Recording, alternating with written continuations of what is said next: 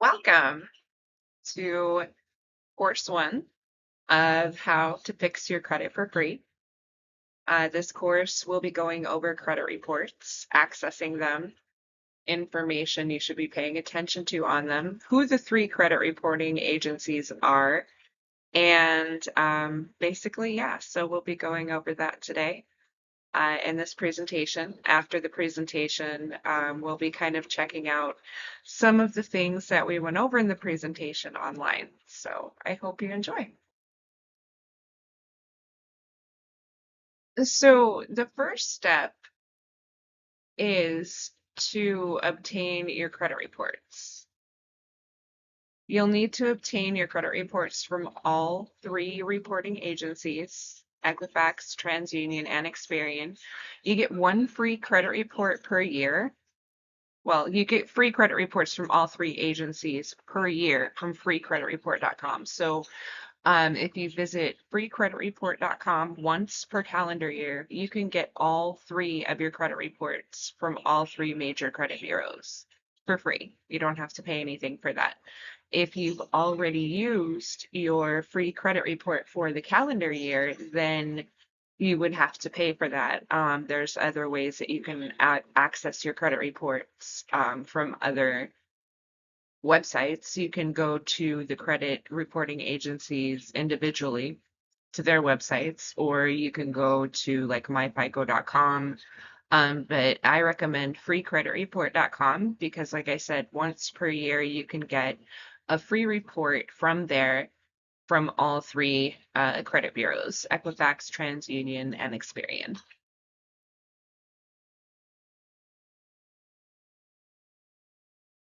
So once you've obtained your credit reports, the first thing you're going to want to do is examine each credit report for inaccuracies. They're all three going to very likely look different. They're not going to look exactly the same. Uh, you'll want to examine each credit report for inaccuracies. Again, like I said, not all reports contain the same information about your debts because not all creditors report to all three agencies. For instance, you might have certain debts that only report to TransUnion. That's a pretty common one for creditors to only report to, since it tends to be a common credit report that a lot of creditors will try to pull when you're looking for things like auto loans, personal loans, what have you. So TransUnion is typically one that should have most, if not all, of your debts. But again, you're going to want to check all three credit reports for accuracies. Don't expect them to all look exactly the same because they probably won't. You'll want to ensure the spelling of your name, your address, your occupation, and previous occupations, and creditors as well as debts associated respectively are all accurate. So you may have different variations of the spelling of your name. You'll want to ensure that it's accurate spelling, of course, what you go by, and if you have any nicknames, that those are spelled correctly also. One primary reason for this is because you want to ensure against identity theft. If somebody's, maybe altering a couple of letters in your name and it's showing up on your credit report, and maybe you see some debts that you don't recognize, that could be a red flag. So you'll want to ensure the spelling of your name is correct. Your current address is correct, and any previous addresses, your occupation, your current occupation, as well as any previous occupations. And the reason that these things are super important is because those are typically variables in the questions that you're going to be asked to verify your identity when you're trying to access your credit reports. So if you are not aware of the information that's contained there, it's going to be difficult for you to verify who you are. If the information isn't accurate, that can cause problems in verification as well. So very important, ensure the spelling of your name, your address, your previous addresses, your current occupation and previous occupations, and creditors, as well as debts associated respectively, are all accurate. So you will want to dispute inaccuracies. That's why this is important, because if there are inaccuracies on your credit reports, you're going to want to initiate disputes with either the credit reporting agency or the creditor themselves. So, but more details about that will come in a future class.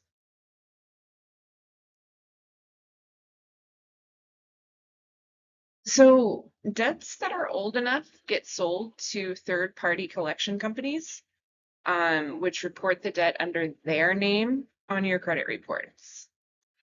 So sometimes the original debt is also reported in addition to the collection agency reporting the debt. It's important to pay attention to how each debt entry is reported.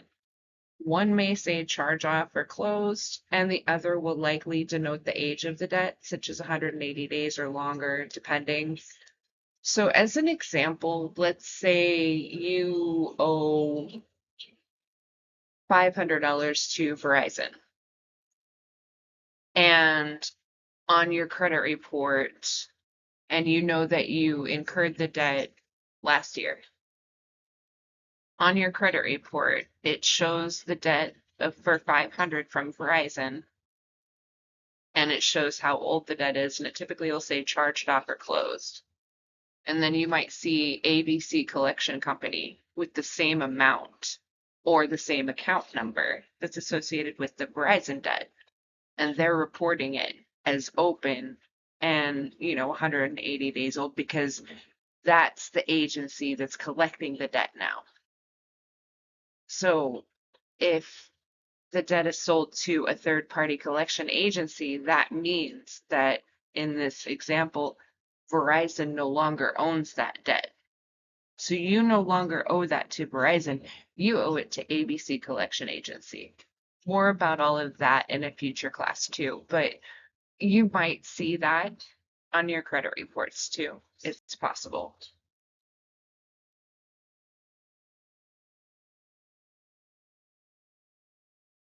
So an important note is that the statute of limitations on debts is typically 7 years. So this means that any debt older than 7 years that is not a bankruptcy or court judgment should not appear on your credit reports. If you see debts older than 7 years on your credit report, you'll want to dispute these with the credit reporting agencies first.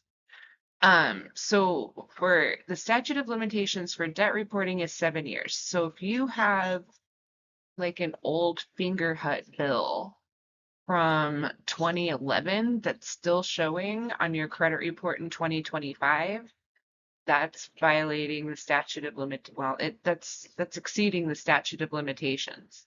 So you can dispute that with the credit reporting agency and they can just remove it.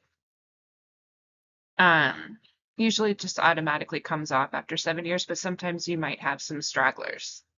It's important to check the dates of when it first went into default because that's the true age of the debt. So you could say that you signed up for a credit card in 2011, but you didn't go into default until August of 2016. That was when your very first payment was late. So on August 18th of 2016, from that point forward, however long it takes you to pay off that debt that you owe, that's how old it is. That's the age of the debt. That's what determines the age of the debt, henceforth determining the statute of limitations that starts the clock for 7 years. Anyway, a bankruptcy is anywhere from 7 to 10 years, typically 10. If you file for bankruptcy, which is an extreme case, if you can avoid filing bankruptcy, it's 9 times out of 10 it's better because once you file bankruptcy, number one, it stays on your credit for up to 10 years. And number two, you can't file again for another 10 years. So that's something else that we'll go into in another class. Bankruptcy is a little tricky, but if you have a lot of debt, that's sometimes your only option. Um, Judgments that aren't written off in like bankruptcies or depending on what they are, 7 to 10 years. Like if you're evicted from an apartment, that's usually about 7 years.